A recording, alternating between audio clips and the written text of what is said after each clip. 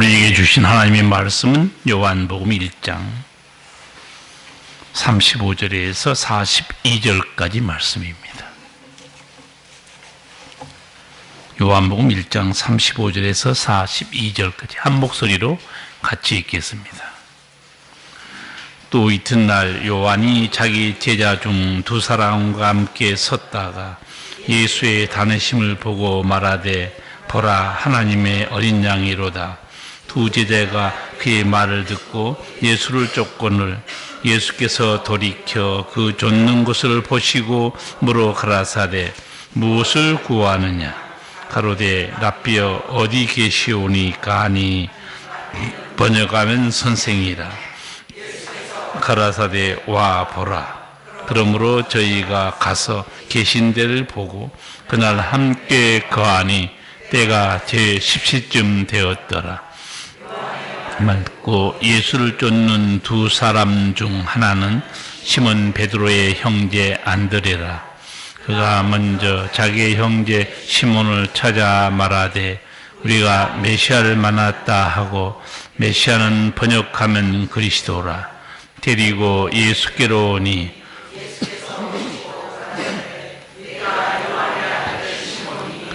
장차 게바라 하리라 하시니라. 게바는 번역하면 베드로라. 아멘.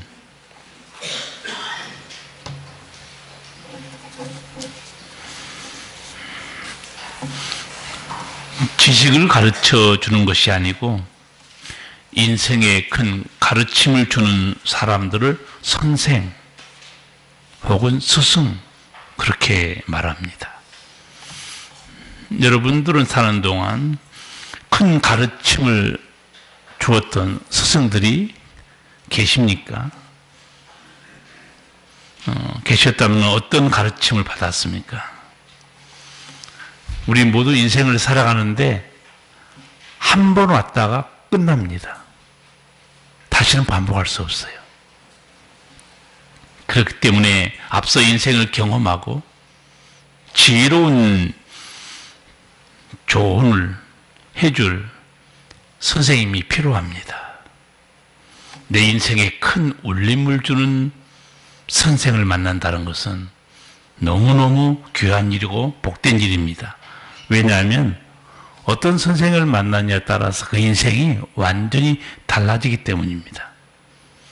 세상에는 각 분야에 뛰어난 선생들이 많지요. 근데 예수님은 생뚱맞게도 선생은 한 분밖에 없다 그렇게 말씀했어요.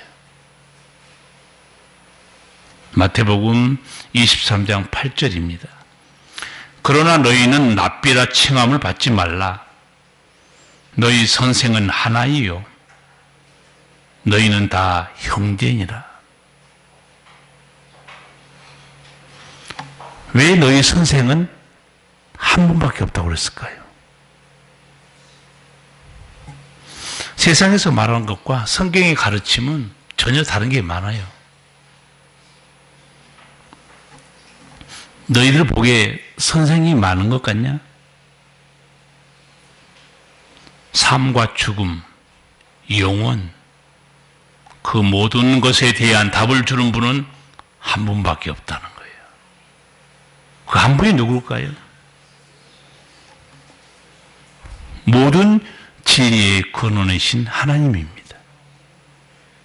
그리고 오늘 교도문 같이 교독했는데 길과 진리와 생명 되신 예수님 뿐이에요. 사람의 세상에서 무엇을 배우고 깨달았든 그게 한 줌 지식도 안 됩니다. 저는 전공을 3가지나 했어요. 근데 내가 아는 건 별로 없는 것 같아요. 경제학, 정치외교학, 신학 상당히 공부 많이 했어요. 근데 별로 아는 게 없습니다. 한 줌 지식도 안 돼요. 세상에서 대단한 철학자라고 추앙받는 소크라테스. 한 가지는 깨달은 것 같죠. 무슨 말을 우리에게 남겼나요? 내 자신을 알라. 뭘 좀 안다고 교만 떨지 말고 인간의 본질과 한계를 인식하고 살라는 말입니다. 그런데 소크라테스가 한 말은 더 유명한 말도 있어요. 나는 내가 아무것도 모른다는 것을 알고 있다. 나는 내가 아무것도 모른다는 그거는 나는 알고 있어요. 이 대단한 철학자의 말을 들어보면 예수님 말씀이 진리인 게 확실히 드러나죠. 너희는 랍비라 칭함을 받지 말라. 너희는 선생이 없다는 거예요. 선생은 하나이요 너희는 다 형제에 불과하다는 거예요.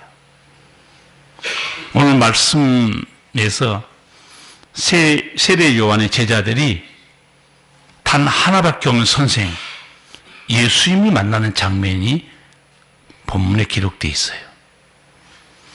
예수님이 공생애를 시작하기 전까지 마지막 선지자 세례 요한이 하나님의 뜻을 전했죠.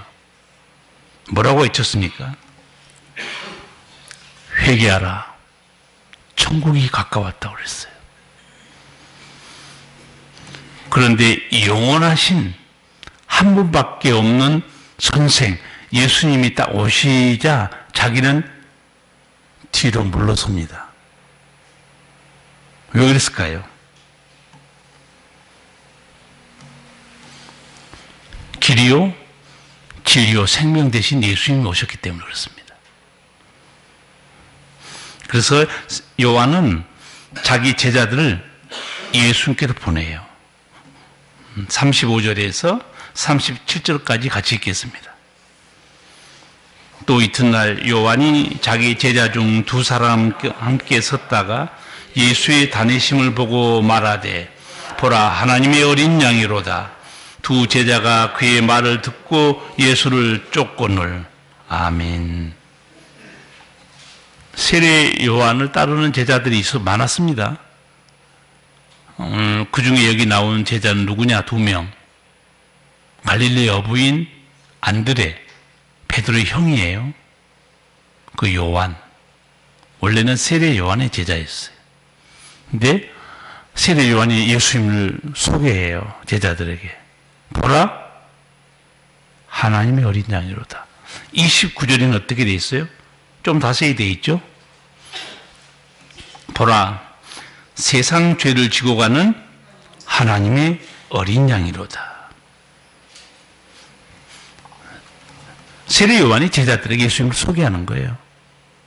저 예수님이 세상 죄를 지고 가는 우리를 구원하실 구세주다.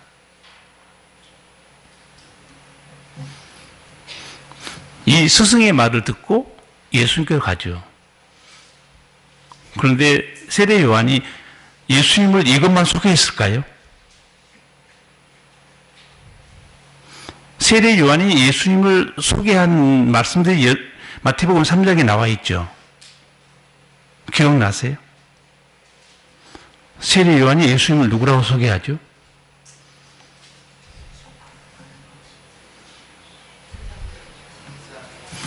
나는 물로 세례 주는데 예수님은 불과 성령으로 세례 줄 뿐이다.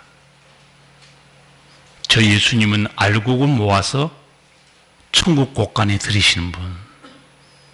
죽정이는 꺼지지 않는 불에 태우시는 심판자다. 그리고 또 하나 세례 요한이 뭘 또 예수님에 대해 소개했을까요?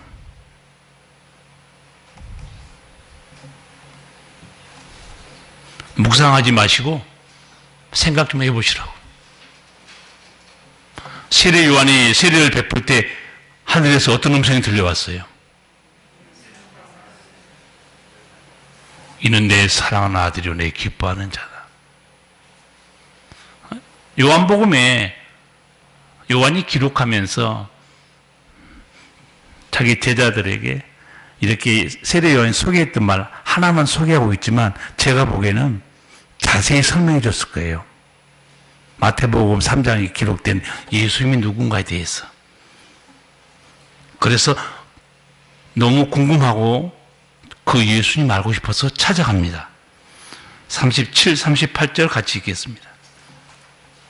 두 제자가 그의 말을 듣고 예수를 쫓거늘 예수께서 돌이켜 그 좇는 것을 보시고 물어 가라사대 무엇을 구하느냐 가로되 랍비여 어디 계시오니까 하니 랍비는 번역하면 선생이라. 예수를 찾아온 두 제자에게 예수님이 오히려 되물었어요. 뭐라고 물은 거예요? 무엇을 구하느냐? 여러분 생각에 이 말의 뜻이 뭐 같으세요? 무엇을 구하느냐? 예수님이 말씀한 이 뜻이 무슨 말씀 같으세요? 이 구하다는 것은요, 찾다 갈망하다는 단어입니다. 쉽게 풀어드릴까요?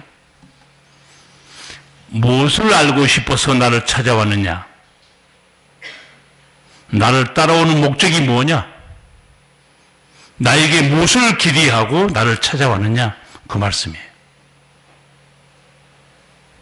예수님은 우리에게도 똑같이 물어요. 너는 무엇을 얻고자 나를 믿고 있느냐?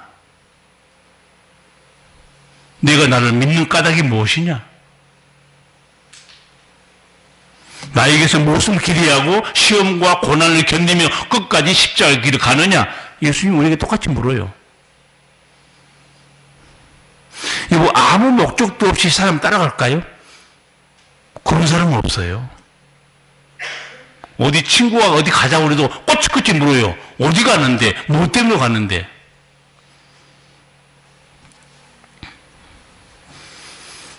예수님은 자신을 따라온 이 안드레와 요한에게 뭘 기대하고 나를 찾아왔느냐? 와보라고 그래요.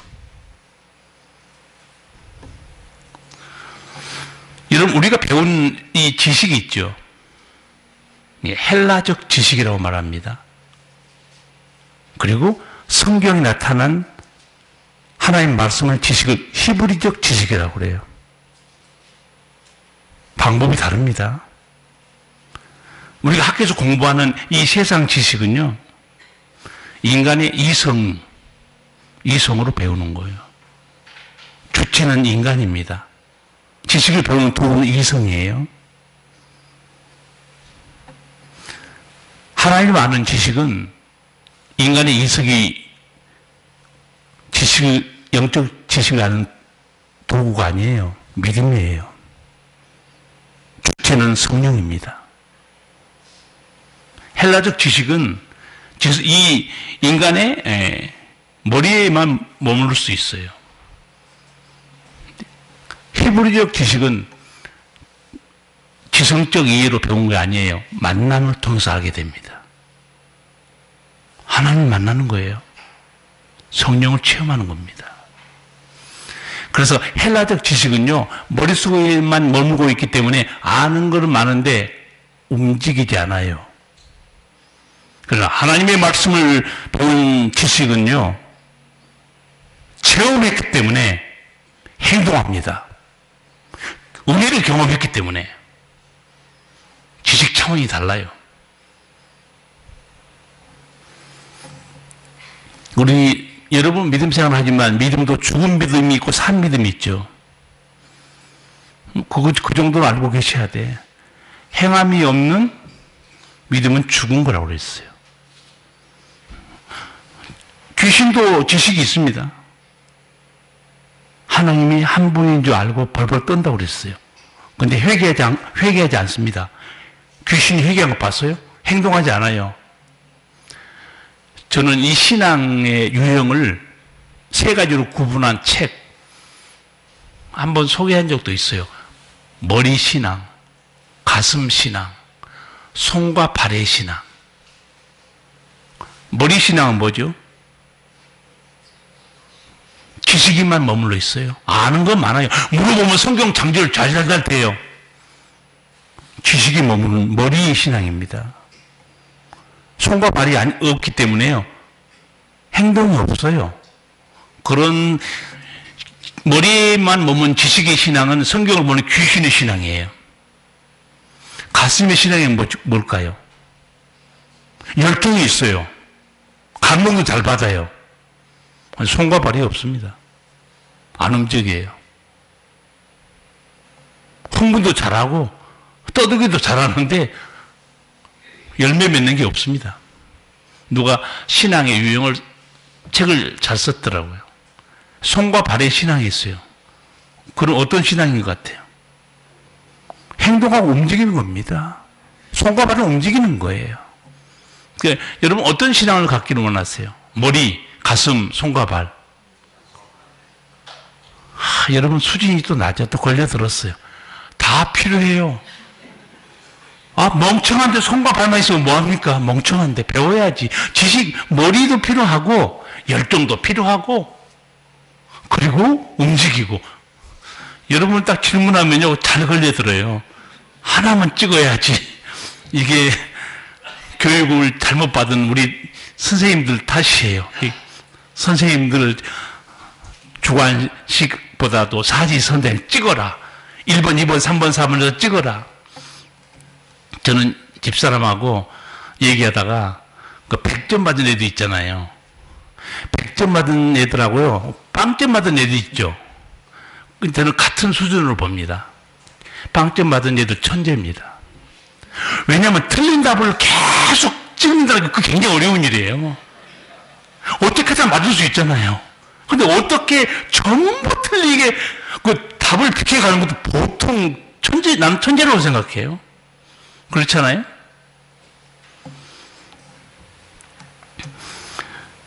기독교 신앙은 이론에만 머물면 죽습니다. 기독교 신앙은 만남의 신앙이에요. 하나님을 만나고 성령 처음에서 울고 불고 깨닫고 변화되고 기도 응답받고 놀라운 은총의 세계로 들어가고. 여러분 예수님을 만나면 새로운 피조물이 됩니다. 성령 받으면 새 사람이 되고 영의 눈이 열려요. 제가 오래전에 극동방송국에 갔다가 벽에 쓰여진 글귀 때문에 여러분에게 소개한 적이 있어요. 저도 엘리베이터를 타다가 깜짝 놀라서 다시 한번 읽어봤어요. 사람이 사람을 만나면 역사가 일어나고 사람이 하나님을 만나면 기적이 일어난다. 깜짝 놀랐어요. 그럴 때 다시 한번 읽어봤어요. 서서 사람이 사람을 만나면 역사가 일어나고 사람이 하나님을 만나면 기적이 일어난다. 여러분 그 진리입니다. 사람 만나면 사고를 치든가 꼭 일이 일어나요. 보증을 잘못 써가지고 집이 날아가든가 친구 꼬임에 잘못 투자해서 노후 재산 다 말아먹든가 똑같습니다. 사람이 하나님을 만나면 기적이 일어나요. 생명의 기적, 삶의 변화. 오늘 예수님께서 찾아온 제자들 대화하죠. 여기 또 기적이 일어납니다. 어부가 변해서 엄청난 일을 이루는 반석으로 변화됩니다.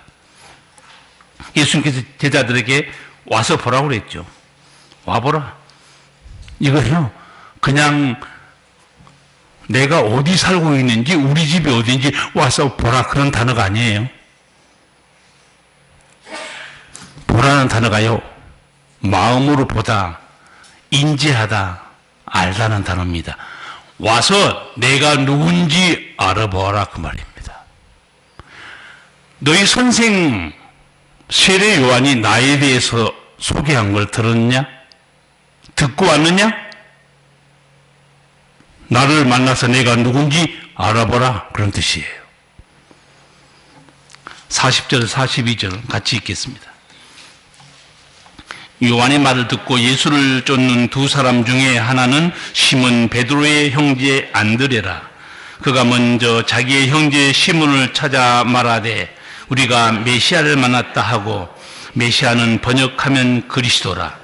데리고 예수께로 오니 예수께서 보시고 가라사대 내가 요한의 아들 시몬이니 장차 게바라 하리라 하시니라. 게파는 번역하면 베드로라. 아멘. 예수님을 찾아온 요한과 안드레, 선생님으로부터 여러 가지 말씀을 들었어요. 저 예수가 불과 성령으로 세례 주실 분이고 저분이 하나님이고 하나님의 아들이고 알고 보면 뭐야? 천국 곳간에 쭉정이 같은 불신자들은 지옥 불에 던지는 심판자다. 다 듣고 왔어요, 사실은. 그런데 예수님을 만나서 대화하는 중에 뭐라고 외쳐요? 자기 형제를 찾아가서 우리가 메시아를 만났다. 여러분, 이거요, 예수 안 믿는 사람도 메시아라는 단어를 들어봤을 거예요. 우리가 메시아를 만났다. 이건 유대의 역사에 충격적인 사건입니다. 아마 온 유대 민족이 흥분의 도가니에 빠질 이 사건이에요. 그냥 우리 지금 세상 말로 한번 소개할까요? 어느 의사가 노화의 비밀을 발견했어요. 그래서 늙지 않게 하고 죽지 않게 하는 비밀을 찾아냈어요. 세상에 뒤집어지지 않을까요? 당연히 뒤집어지죠. 지금은 저속 노화, 천천히 늙게 하는 것만 가르쳐줘도 그 사람들 그걸 배워가지고 야, 저속 노화의 방법이 있대. 아직은 노화와 죽음을 극복하는 의학적 기술은 없습니다. 마치 만약에 발견됐다면 전 인류가 뒤집어질 거예요. 야, 이제 우리는 늙지도 않고 죽지도 않을 수 있대. 그게 무슨 약인가? 엄청난 난리가 날 거예요. 마찬가지입니다. 메시아가 왔다는 것은요, 이스라엘 백성이 뒤집어질 일인데, 왜냐하면 유대인들은 메시아의 예언을 알고 있어요. 이사야 61장에 기록되어 있습니다. 1절에서 2절만 제가 읽어드릴게요. 주 여호와의 신이 내게 임하시었으니 이는 여호와께서 내게 기름을 부으사 가난한 자에게 아름다운 소식을 전하게 하려 하심이라.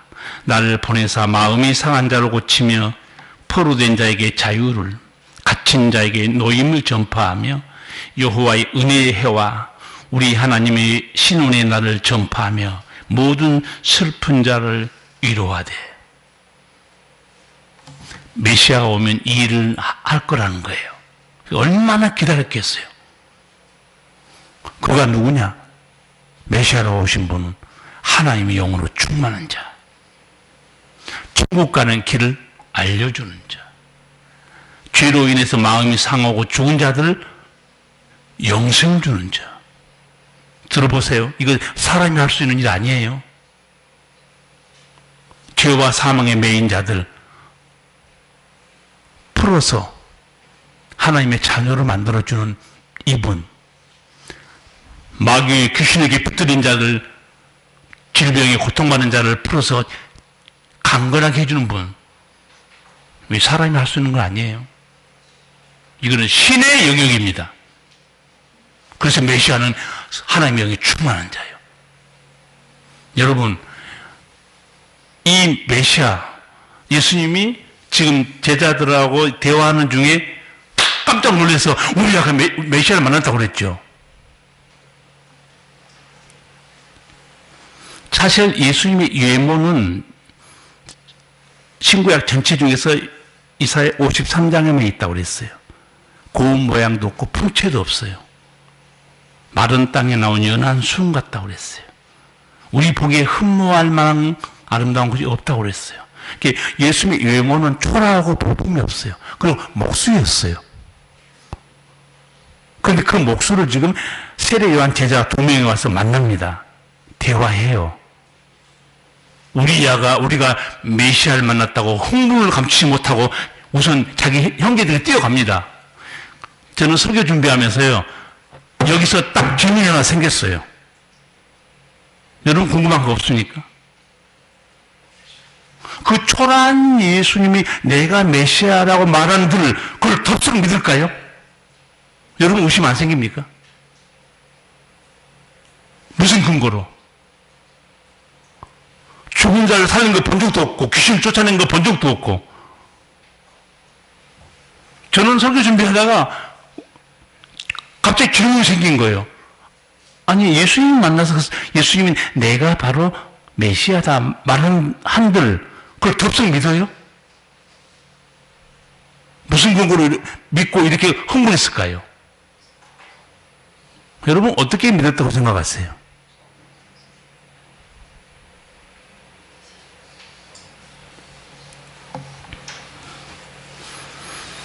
베드로 신앙 고백에 대한 예수님 말씀을 들어보면 힌트가 있습니다. 훗날 베드로가 진짜 반석이 돼서 어떻게 신앙 고백하죠? 주는 그리스도시요 살아계신 하나님의 아들입니다. 그때 예수님 하신 말이 오늘 힌트예요. 바요나 시몬아 내가 복이 있도다. 이를 네게 알게 한 이는 혈육이 아니요 하늘에 계신 내 아버지시니라. 예수님이 메시아인 걸 누가 알게 해준 거예요? 하나님이 계십니다. 성령의 계시예요. 기독교 신앙의 신비는 어디 있는가? 제가 자꾸 말씀드리지만 목사가 설교를 해서 뭐 은혜 받고 깨닫고 꿈도 꾸지 마세요. 저는 택배 기사예요. 여러분에게 깨닫게 할 능력도 없고 지식도 없어요. 죄가 뭔지 의가 뭔지 심판이 뭔지 알게 한 분은 누구라고 그랬어요? 성령 하나님이에요. 예수님과 지금 이 제자들이 대화하는 중에 너무 논리 나빠져가지고 우리가 메시아를 만났어. 우선 식구들이 급한 것 같아요. 안드레 자기 남동생 베드로에게 뛰어갑니다. 빨리 와봐. 선지자들이 옛날에 약속했던 그분이 오셨어. 제가 아까 중간에 의심이 들었다고 그랬죠. 무슨 근거로 이 제자들은 예수가 메시아인 걸 알았냐 이거죠.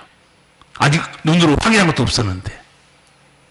여러분 우리가 하나님 말씀을 진리인 것을 깨닫고 내가 죄인됨을 깨닫는 건 소크라테스가 말한 것처럼 내 자신을 알라. 스스로 우리가 죄인인 걸 모릅니다. 성령이 임해야 돼요. 기독교는 계시의 종교입니다. 하나님의 계시의 종교, 성령의 계시의 종교. 성령과 하나님의 예수님의 계시의 종교가 계시가 아니면 우리는 몰라요. 근데 예수님이 독백한 게 나오죠. 아버지의 뜻대로 계시를 받은 자 외에는 아들을 아는 자가 없고 아들의 뜻대로 계시를 받지 아니하는 자는 아버지를 알 자가 없습니다. 이게 기독교 신비입니다. 진리를 이해하는 신비예요. 그냥 교회에 나서 성경 제끼고 왔다 갔다 해서 여러분이 믿음에 이르고 죄를 회개하고 어림도 없는 일입니다.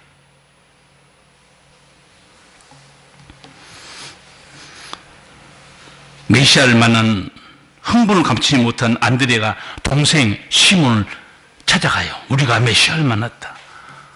아까 제가 그 방송국에 적어놓은 문구를 소개하면 되겠죠. 사람이 하나님을 만나면 기적이 일어난다고 그랬어요. 베드로 그 인생이 뒤집어집니다. 여러분도 마찬가지예요. 여러분도 저도 다 죄인들이었고 죄의 종이었어요. 다 여러분 새로운 피조물이 됐어요. 성령으로 거듭났습니다. 놀라운 하나님의 새로운 영적 창조의 기적이 우리에게 임한 겁니다. 다른 종교처럼 내가 그 종교의 가르침을 따른다. 우리는 그런 존재가 아니에요. 죽은 영혼이 살아나버린 거예요. 창조의 신비입니다. 42절 보면 예수님을 만난 시몬의 인생, 벌써 주님이 한 말씀이에요. 너는 완전히 새로운 인생을 살게 될 것이다.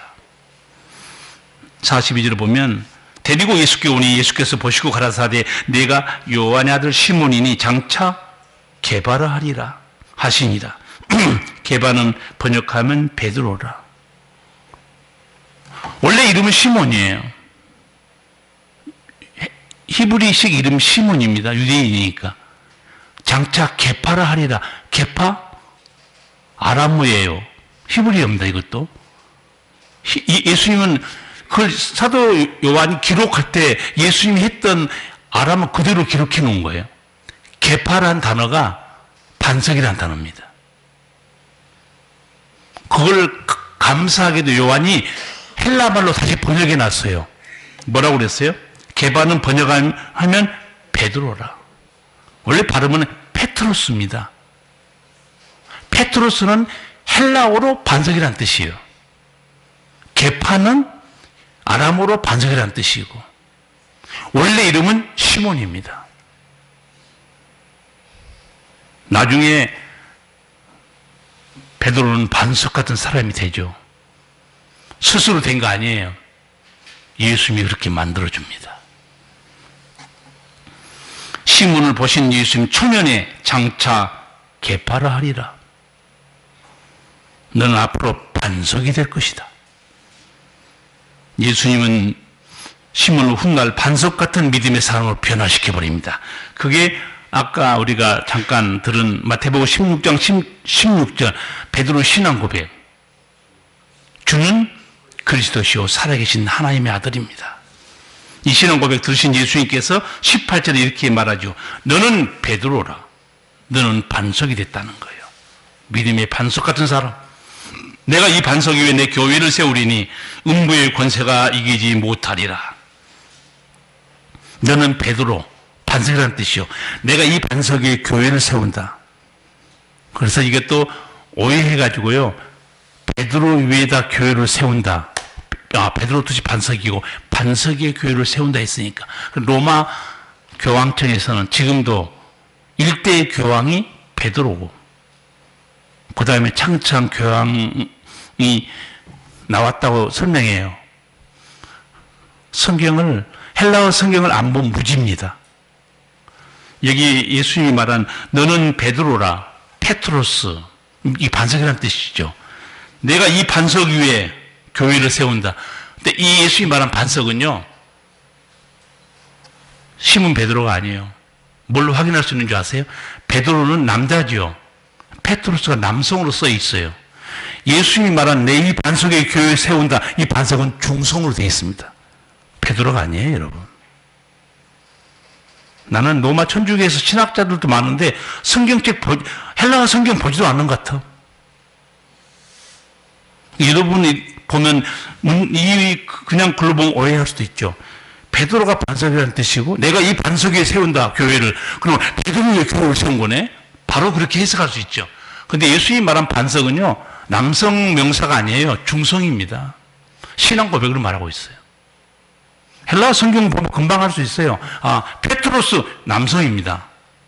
이 헬라어는 남성, 중성, 여성 이렇게 성을 분류해서 쓰고 있거든요. 단어를. 천주교에서 얼마나 황당한 이상한 일을 많이 하는지 알 수가 없어요. 여러분이 교회에 들어온 게 천만다행입니다. 천주교의 잘못된 가르침들이 너무너무 많아요. 성경도 하지 않고. 베드로, 믿음의 반석 같은 일꾼이 되죠. 이제 성령 받고 나서 초대교회 수천 명을 주께로 인도하는 설교자가 됩니다. 예수님이 그렇게 변화시켜버린 거예요. 사람이 하나님을 만나면, 예수님 만나면 그 인생에 기적이 일어나요. 여러분 인생에도 이미 기적은 일어난 겁니다. 왜? 나 같은 죄인이 어떻게 하나님의 자녀가 됐냐 이거예요. 천국과는 하나님의 자녀가 됐다는 사실, 기적 같은 일입니다, 여러분. 이런 것은 감사하지 못하고 사소한 일에 불평하고 믿음 없는 사람, 과거에 붙잡혀서 맨날 옛날 생각이나 하고 정신 차리셔야 돼요. 죄인 취급받던 마태가 세무서 직원인, 직업으로 말하면 어떤 시내 직장, 철밥통 직장인데 마태가 예수님께 뭘 기대하고 그 직장에 사표를 쓰고 예수님 따라갔겠어요? 훗날 마태를 예수님이 어떻게 만들어주죠? 그 인생이 뒤집어지죠? 마태가 기록한 성경책이 뭡니까? 모르세요? 마태가 뭐 썼어? 환장하지 마, 환장해. 마태가 뭘 썼습니까? 그 유명한 마태복음을 쓴 겁니다. 세금 받아가지고 착복하고 그 더러운 손이 변해서 하나님의 예수님의 사역과 가르침을 기록한 거룩한 손이 된 거 아니에요? 사람은 자기 목적을 위해서 예수님을 따라갑니다. 원하는 바를 이루기 위해서 기도해요. 그러나 예수님은 더 높은 은총을 우리에게 주셔요. 예수를 믿는 은총의 비밀이 뭐냐? 고린도후서 5장 17절에 사도 바울이 딱 정리해 놨어요. 너희가 예수 믿는 이 믿음의 은총의 비밀은 뭔 줄 아느냐? 누구든지 그리스도 안에 있으면 새로운 피조물이다. 이전 것은 지나갔으니 보라 새 것이 되었도다. 믿음의 비밀입니다. 그냥 교회 다닌 거 아니에요. 예수를 영접하고 믿는다는 것은 새로운 피조물 성령으로 거듭나 버립니다. 이전 것은 다 지나갔어요. 이전에 죄악된 인생, 죄의 저주와 형벌에 매인 인생, 결국은 지옥에서 영원한 고통받을 그 모든 형벌들이 다 지나가 버린 겁니다. 죄산 받았기 때문에. 예수님은 찾아온 제자에게 묻죠. 무엇을 알고 싶어서 나를 찾아왔느냐? 나를 믿는 까닭이 뭐냐? 여러분, 예수 믿는 까닭이 뭡니까? 제가 종종 말씀드렸는데, 나는 이래서 예수를 믿는다. 나는 이래서 예배에 목숨을 건다. 알고 있어야 돼요. 성도라면.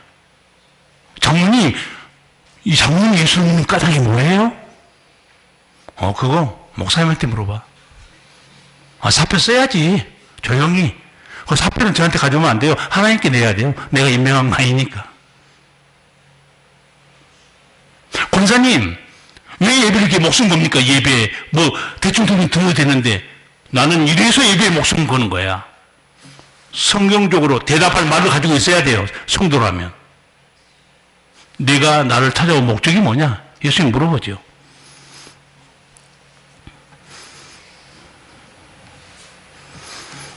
여러분, 어떤 노후를 보내기를 원하십니까?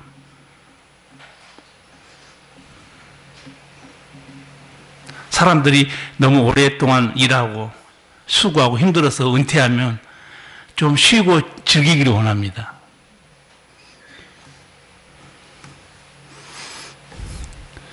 육신을 위해 심는 자는 육신으로부터 썩어진 것을 거두고, 예수님은 우리 생각 달리 해야 돼요. 에베소서 5장 10절 잘 기억하고 살아야 돼요. 주님께서 기뻐하시는 일이 무엇인지 분별하도록 하십시오. 바울이 말했어요. 노후에 어디 여행 가고 놀러 다니고 쉬고 즐기고, 전도서 말씀을 빌어서 질문해 볼게요. 그래서 남는 게 뭐예요? 아무것도 없습니다. 우리는 하나님 앞에 설 때까지 세상 사람처럼 그런 생각으로 인생을 마무리해서 해 나가면 안 됩니다. 내 인생 주님을 기쁘시게 할 게 뭔가. 은퇴 노래 부르지 마세요. 나는 은퇴했으니 모든 게 이제 짐에서 벗어났다. 저는 생각을 바꿨어요. 내가 명옥교에 온 지 18년 됐거든요. 기도합니다, 저는. 건강 주시면 앞으로도 18년 동안, 그럼 88이 될 거예요. 아버지 일을 감당하다가 천국 가겠습니다. 즐기고 놀 생각이 손톱만큼도 안 해요. 며칠 전에 우리 김나희 권사님 모친 별세에서 여주의 장례식장 가가지고 제가 요한계시록 14장 13절 말씀을 설명해 드렸어요. 제가 장례가 났을 때 제일 먼저 보는 게요, 고인이 예수를 믿은가 안 믿은가 그걸 먼저 봐요. 그냥 목사가 장례식장이나 장지에 가서 예배 인도할 때 가장 난감한 거는 고인이 안 믿다 죽는 경우예요.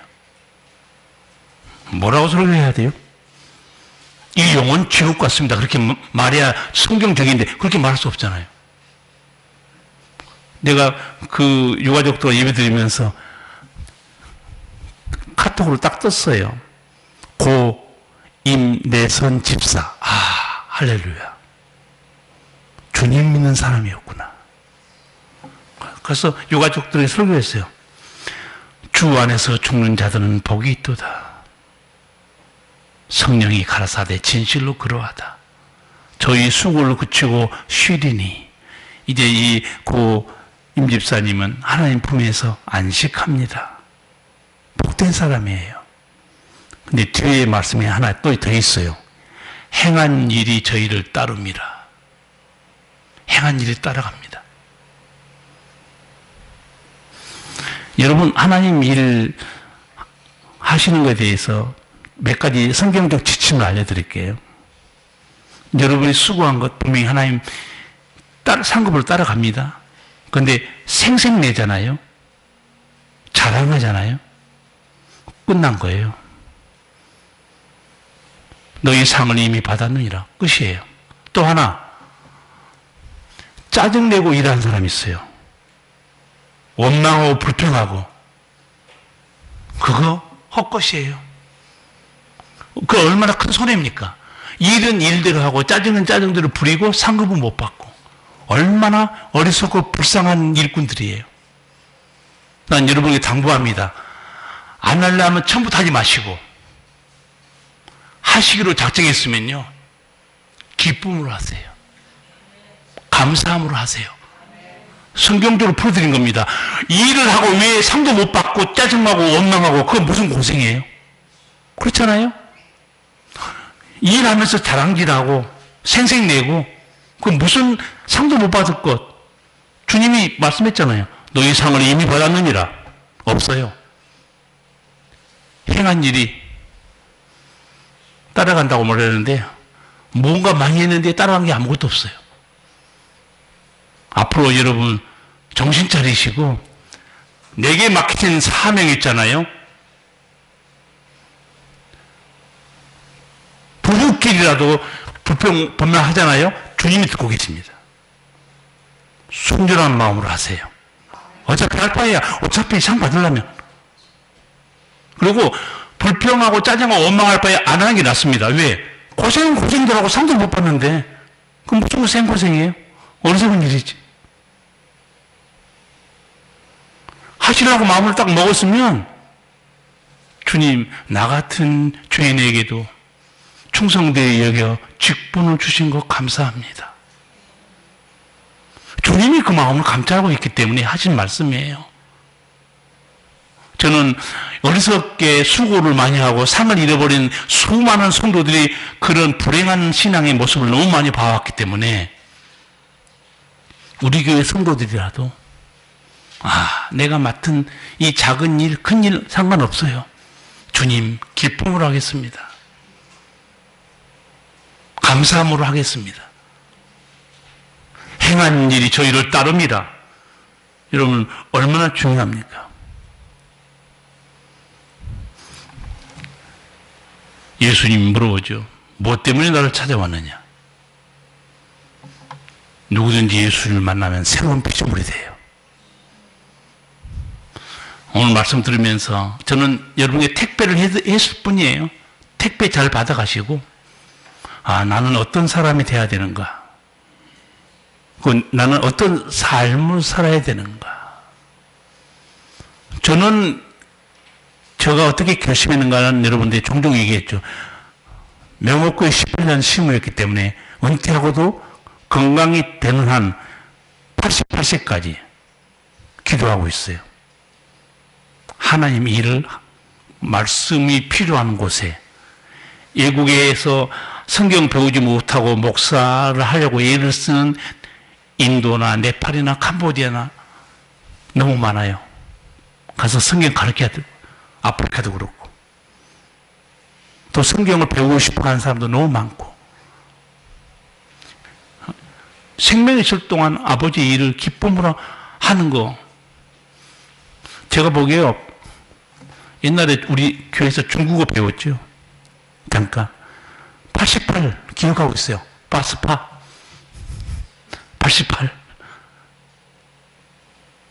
김명석 교수가 100세가 넘었는데 강의한 거 보니까 빠스파까지, 88까지 말씀 가르치고 일하는 거 아무것도 아닌 것 같더라고요. 100세도 강의하고 성경 강의한 것도 아니잖아요. 일반 강의한다고 돌아다니는데. 여러분, 육신의 즐거움을 위해서 계획하고 꿈꾸세요. 원하는 대로 하세요. 그러나 남는 건 없을 거예요. 육신을 위해 심는 자는 육신으로부터 썩어진 것을 거두고, 성령을 위해 심는 자는 성령으로부터 영생, 평안을 거두게 될 것이다. 기도하시겠습니다. 사랑하신 우리 주님, 우리 주님 찾아온 자들에게 너희가 무엇을 구하느냐? 무엇을 기대하고 나를 찾아왔느냐? 우리 주님, 우리도 주님 부르심에 주님을 만났고 주의 말씀으로 이전 것은 지나가고 새로운 피조물이 됐습니다. 이제 우리들이 사는 동안 주님을 기쁘시게 할 것이 무엇인가 생각해 보라고 했는데, 남은 인생 동안 아버지가 맡겨주신 일들, 목숨을 다할 때까지 은퇴와 상관없이 기쁨과 감사함으로 충성된 종들이 되어 주님께 칭찬받는 믿음의 사람들 되게 하여 주시옵소서. 예수님 이름으로 기도하옵나이다. 아멘.